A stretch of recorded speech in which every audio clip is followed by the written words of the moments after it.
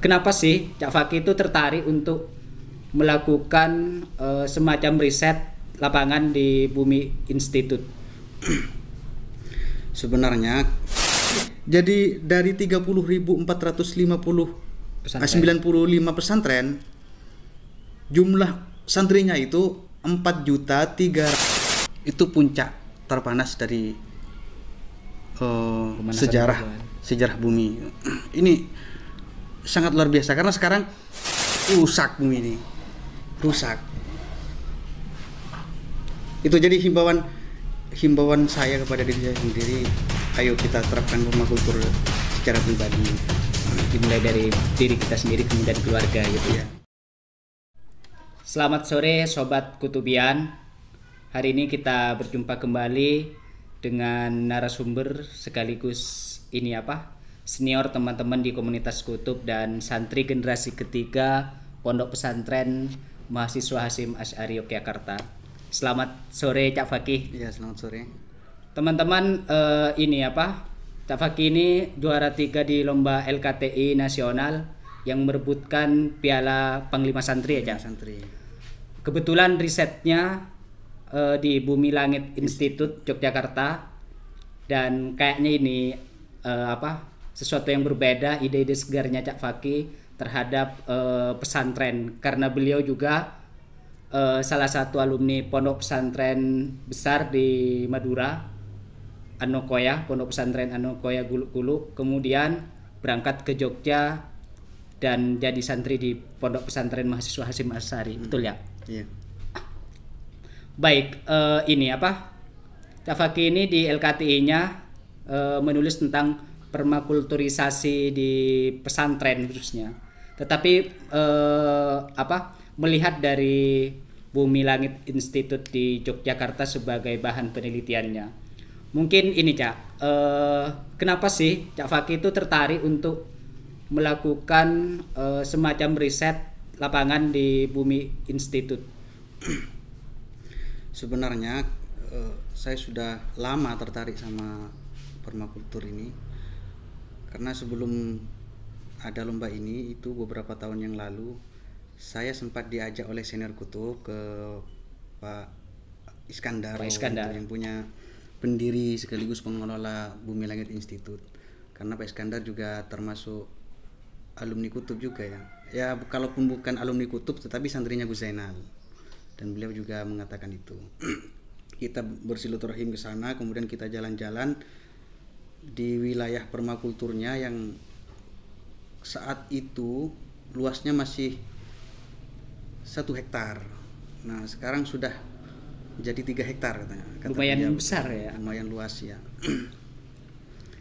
Itu awal mula saya tertarik sama permakultur. Kemudian tapi ketertarikan itu belum begitu ya, sekedar tertarik saja. Kemudian ada lomba ini, saya berpikir ini menarik untuk kita angkat, karena Pak Iskandar juga pernah ngomong bahwa sistem permakulturnya itu pernah beliau tawarkan ke beberapa pesantren, cuma ya banyak mendapatkan penolakan begitu, karena mungkin tidak tidak sempat mungkin ya. Karena kalau alasan Pak Iskandar itu ketika menawarkan konsepnya ke beberapa pesantren, beberapa pengasuh mengatakan kepada beliau, ora kober mas, tidak sempat mas. Jadi bukan lantas ditolak gitu ya? Iya mungkin begitu ya. Ini ya dari kemarin ya saya sudah sempat juga membaca tentang ini di LKTI-nya sampean, bahwa ternyata di Indonesia juga banyak yang menggunakan konsep kayak pesantren, ekologi pesantren gitu. Iya. Nah, yang membedakan antara permakulturisasi ini di pesantren dengan nanti ekologi di pesantren itu kira-kira apa?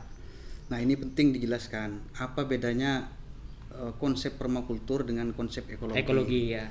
Sebenarnya ya permakultur juga merupakan turunan dari konsep ekologi. Hanya saja permakultur itu kalau saya bilang merupakan suatu konsep ekososial. Jadi tidak hanya konsentrasinya kepada menolong alam, tetapi juga menolong manusia. Menariknya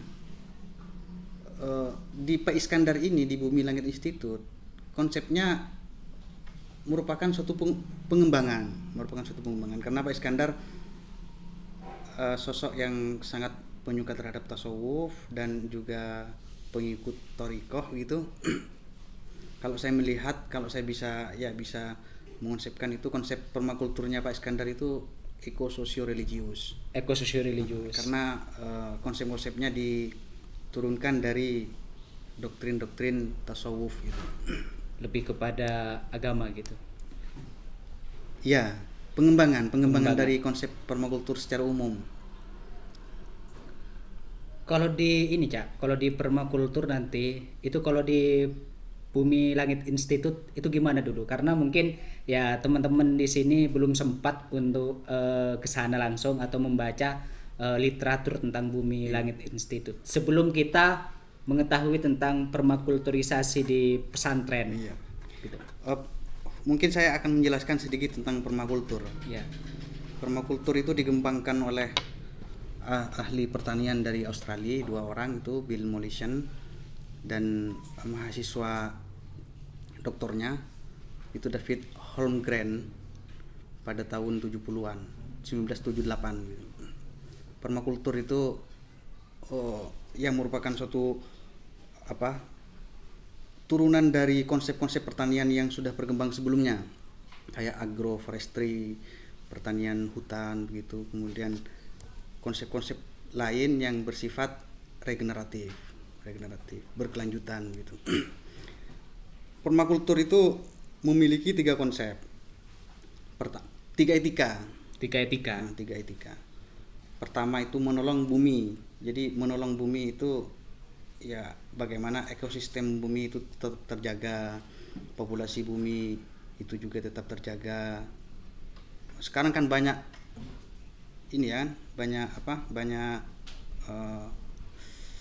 populasi yang mati itu akibat ya efek signifikan dari modernitas ini.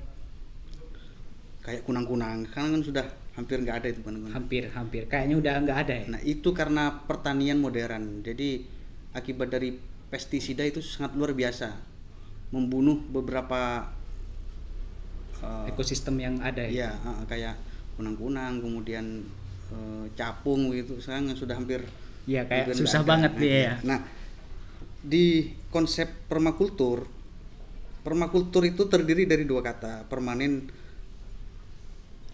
agrikultur, jadi pertanian permanen. Awalnya konsepnya itu untuk menolong alam gitu ya, tumbuh-tumbuhan agar tetap populasinya agar tetap terjaga, kemudian hewan juga agar tetap terjaga. Dan sistem pertaniannya itu sistem pertanian tradisional, regeneratif, sustainable gitu, berkelanjutan, tidak sangat anti bahkan terhadap pertanian industri, karena pertanian industri itu dikatakan sebagai salah satu penyumbang terbesar terhadap pemanasan global, penyumbang terbesar produksi karbon gitu, yang mengakibatkan pemanasan global. Itu jadi etikanya itu pertama menolong bumi itu ya, alam. Kemudian kedua menolong manusia. Kenapa ada konsep menolong manusia? Karena ya efek dari mode produksi. Jadi dari mode produksi pertanian ke mode produksi industri itu mengakibatkan suatu mentalitas masyarakat yang berbeda. Kalau ya seperti yang dikatakan oleh Pak Pram, efek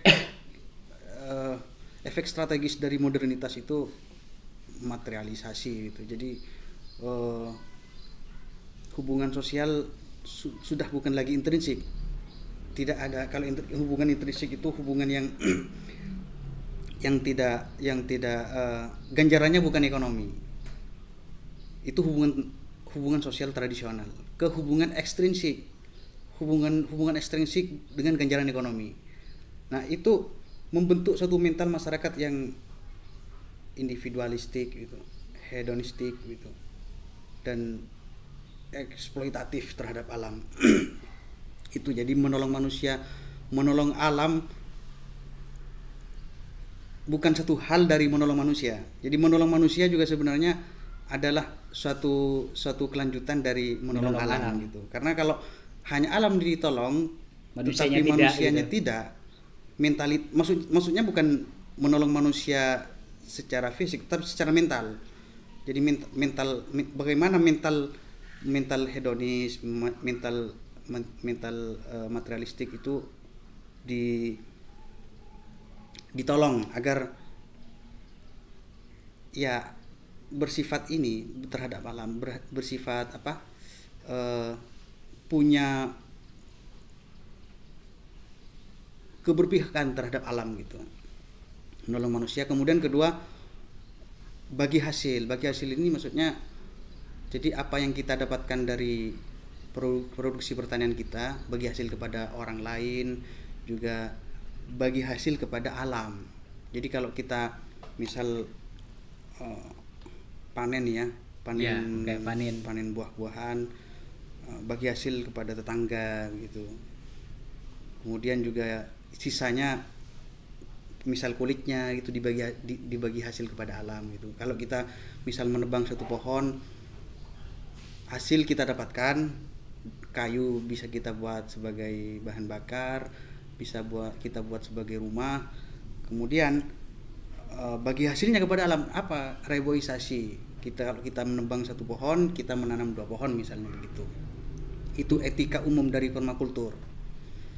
Jadi ekososial ya, ekososial. Nah, bagi hasil ini juga bagaimana menyadarkan orang agar tidak bermental eksploitatif, mengambil sesuatu yang bermanfaat saja, yang memanfaatkan alam itu sekedarnya saja. Sekedar kebutuhannya saja, tidak eksploitatif. Jadi intinya tidak nyampah gitu ya, Cak? Ya, tidak nyampah. Ya, memang itu yang ditentang dalam permakultur. Sampah. Kalau Pak Iskandar mengatakan sampah itu ada 2, ada sampah eksternal ya kayak sampah-sampah di sekitar kita, kemudian ada sampah internal, itu sampah kimiawi. Kayak kosmetik, terus minuman-minuman berkimia dan apapun saja yang bersifat kimiawi yang kita asup gitu, itu sampah internal. Baik, Cak. Ini ini kan sudah ada 3 metode ya, 3 etika yang dikembangkan oleh permakultur yang terutama di Bumi Langit Institute kan. Kira-kira gitu kan, ini sesuai dengan tulisan Cak Fakih. Iya. Ketika diterapkan di pesantren ini gimana? Atau sudah ada kira-kira pesantren yang menerapkan permakulturisasi? Pesantren yang mendapat hadiah Kalpataru dari pemerintah banyak, ya termasuk pesantren saya Nokoya. Tetapi masih belum permakultur. Kalau permakultur itu bukan hanya menanam pohon begitu, penghijauan gitu kan. Penghijauan, kemudian swasembada pangan misalnya. Jadi kalau pesantren punya lahan untuk ditanami jagung, sembako, kebutuhan pokok kayak jagung, padi, berkebun gitu. Kalau sekarang kan berkebun begitu, sayur dan buah-buahan begitu. Itu mungkin termasuk dari ekologi. Tetapi belum permakultur, karena permakultur itu juga menyangkut cara pandang kepada alam, cara pandang kepada manusia. Yang paling inti. Jadi kalau permakultur itu istilahnya kalau bisa disederhanakan, jangan eksploitatif terhadap alam. Apa saja eksploitatif? Ya mengeruk alam untuk income, untuk keuntungan misalnya. Jadi kita menebang pohon bukan untuk kebutuhan kita, tetapi untuk penghasilan gitu. Kita memanfaatkan alam untuk kesenangan, bukan untuk kebutuhan. Ya untuk kesenangan banyak kan, untuk kesenangan konsumeris gitu, untuk memanjakan para konsumer di pasar. Nanti, nanti itu larinya itu nanti ke sederhana ya?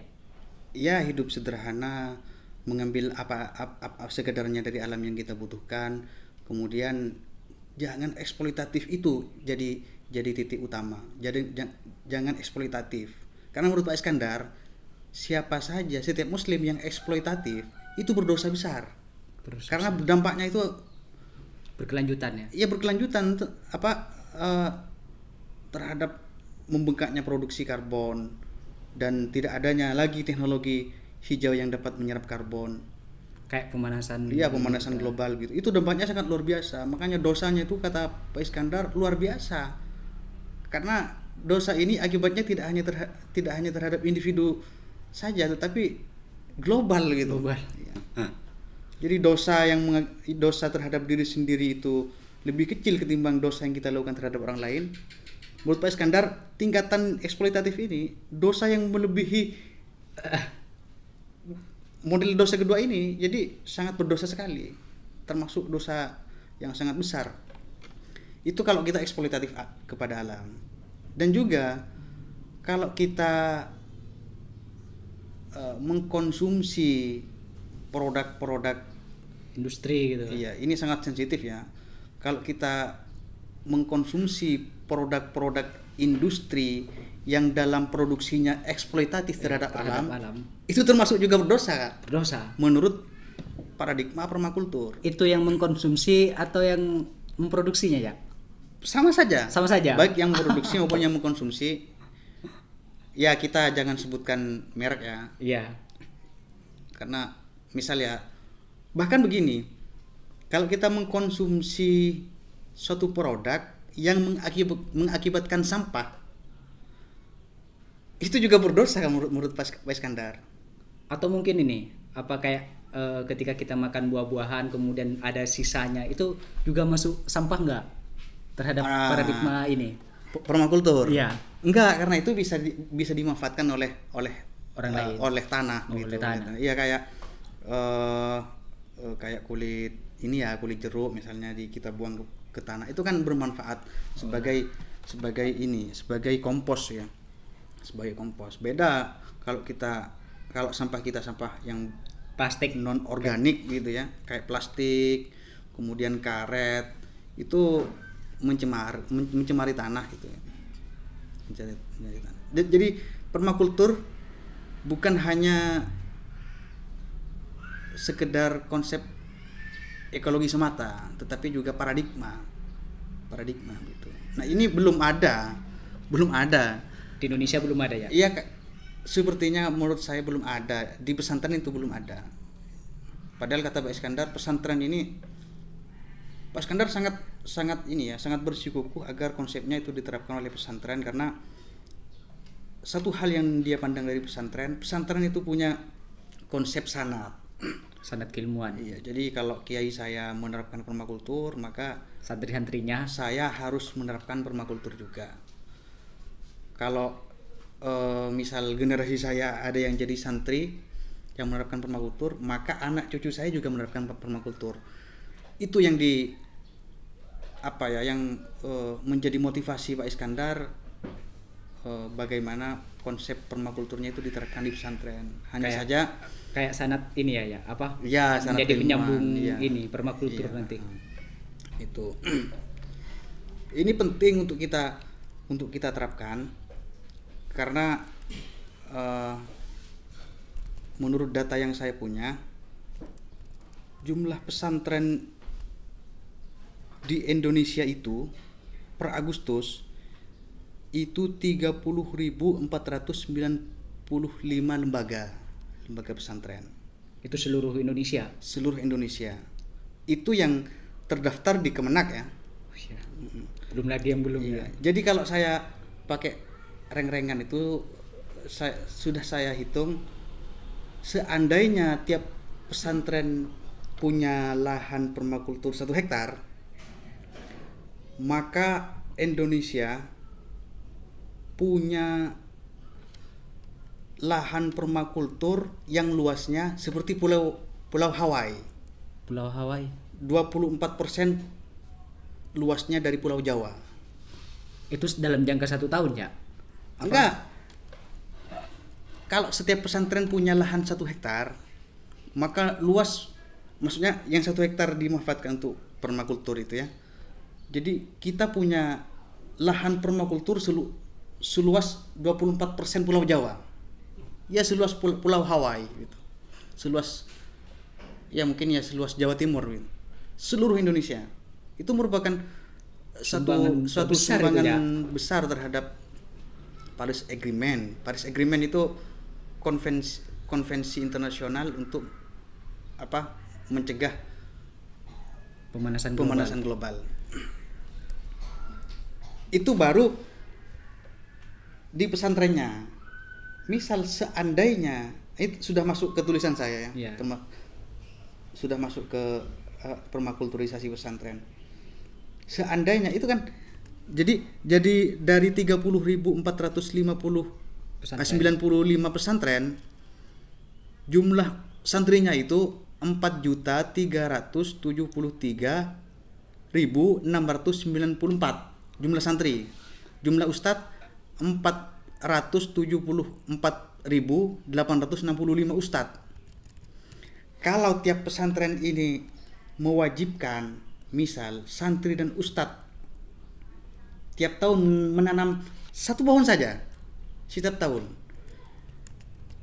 itu dapat kita bayangkan akan ada berapa pohon yang tertanam di Indonesia dalam jangka 1 tahun. Itu 1 pohon saja. Belum lagi yang mondok 10 tahun itu ya. Ya, berarti kalau mondok 10 tahun 10 sudah pohon. punya 10 pohon. 10 pohon. Ya. Itu program wajib dari pesantren. Misal kalau ada kayak gitu itu loh. Ini saya sudah menghitung ini. Jadi seandainya permakultur pesantren yang 1 hektar tiap pesantren itu, kemudian ditambah pohon milik santri dan ustadz yang sejumlah sekian juta itu, saya bayangkan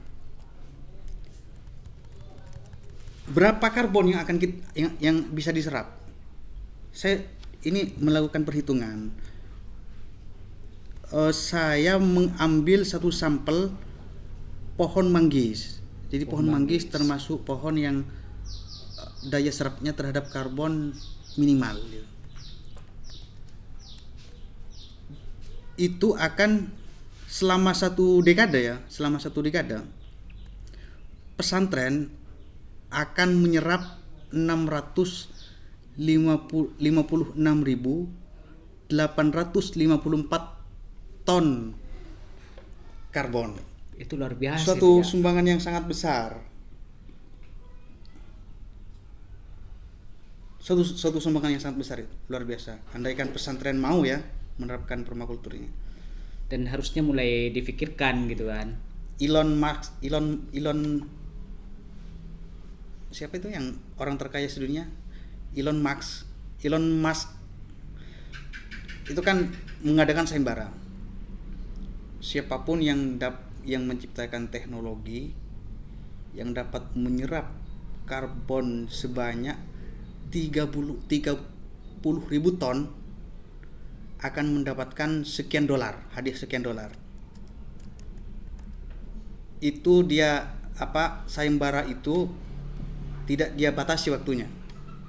Kapan saja Iya, gitu. kapan saja. Jadi meskipun nanti misal dia meninggal, itu tetap berlaku karena yang menjadi donatur nanti perusahaan milik dia, perusahaan Tesla itu. Ya kalau pesantren punya kesempatan nih ya.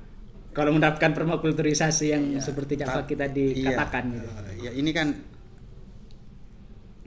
kalau tiap pesantren mewajibkan santri dan ustadznya menanam 1 pohon dalam 1 tahun. Iya. Kalau dalam 1 bulan itu kayak penghijauan seluruh Indonesia ya.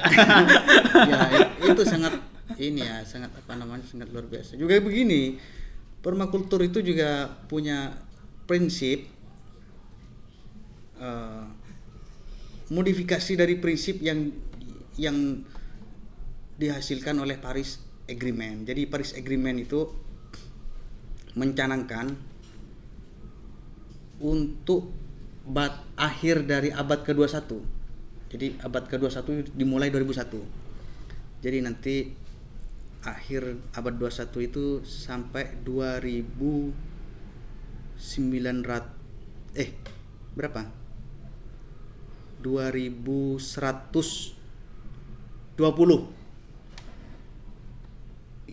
Mereka itu mencanangkan panas global itu sebesar 1,5 derajat Fahrenheit. 1,5 derajat Fahrenheit. Kalau sampai begitu, itu kondisi global pada pra revolusi industri. Jadi masih sangat kalau sebelum pra industri itu kan mode produksinya mode produksi pertaniannya, belum mode produksi industri. Jadi masih sangat hijau alam itu. Bumi itu masih sangat hijau. Itu bagaimana caranya Paris Agreement mencapai pemanasan panas global yang sedemikian kecil itu 1,5 derajat Fahrenheit. Caranya adalah net zero emission. Jadi kita boleh mengeluarkan karbon asalkan kita dapat menyerap karbon sebesar yang kita keluarkan itu.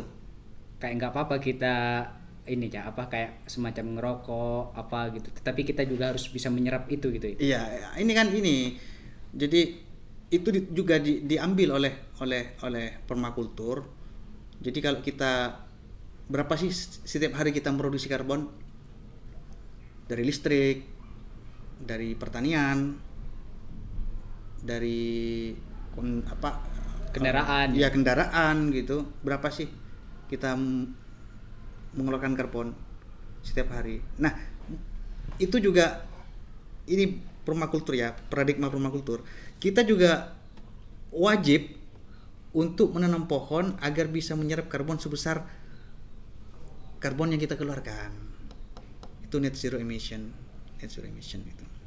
Baik ya, mungkin ini ya terakhir, karena kita sudah menemukan kayak semacam titik terang ketika permakultur ini dimasukkan ke pesantren. Ini belum ke desain permakultur. Sebenarnya masih sangat panjang gitu ya. Masih panjang karena ini kayak semacam proyek belum selesai gitu kan.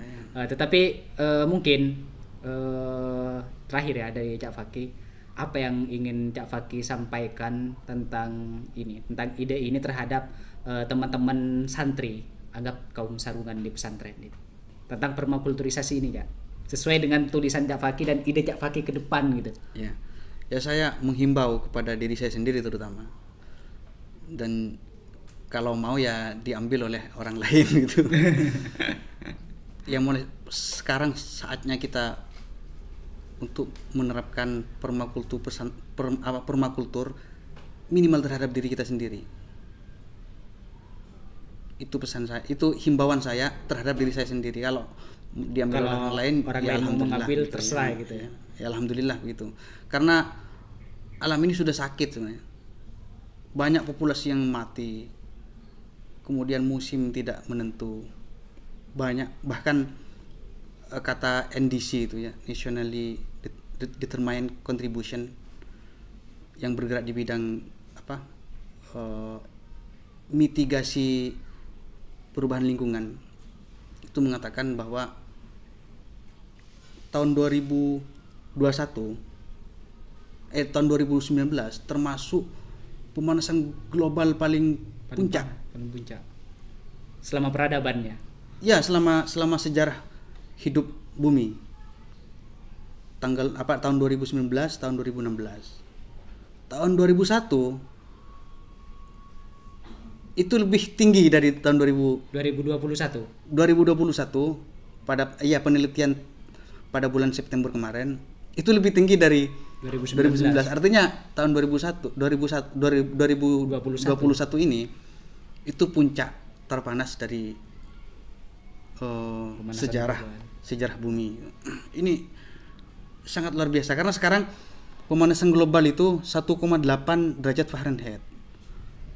Kalau sampai jadi 1,8 derajat Fahrenheit, kalau sampai ini mencapai 2, maka akan ada ratusan ribu populasi yang mati. Termasuk nanti juga manusia bakalan mati juga ya. Iya.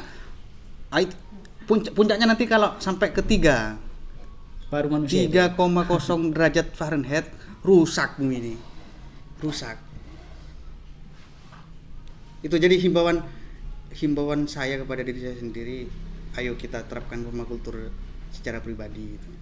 Dimulai dari diri kita sendiri, kemudian keluarga gitu. Ya, ya kalau kita bisa ukur-ukur sendiri seberapa banyak karbon yang kita keluarkan, maka kita harus menanam pohon yang dapat menyerap karbon sebanyak yang kita keluarkan gitu.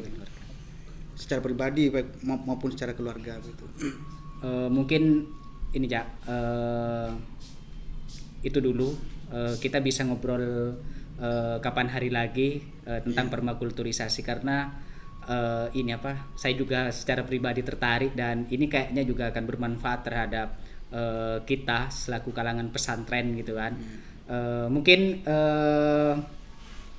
bincang-bincang santai kita tentang permakulturisasi saat ini sudah dianggap cukup ya, karena ketika kita berbicara permakulturisasi itu akan panjang sekali, karena ini bagian dari desain ide atau gagasan dari Pak Is yang kemudian ditulis oleh Cak Fakih yang mau diterapkan di pesantren, dan ini akan tetap berlanjut sampai kapanpun gitu. Mungkin itu dari saya, kurang lebihnya saya mohon maaf. Assalamualaikum warahmatullahi wabarakatuh. Waalaikumsalam. Terima kasih ya.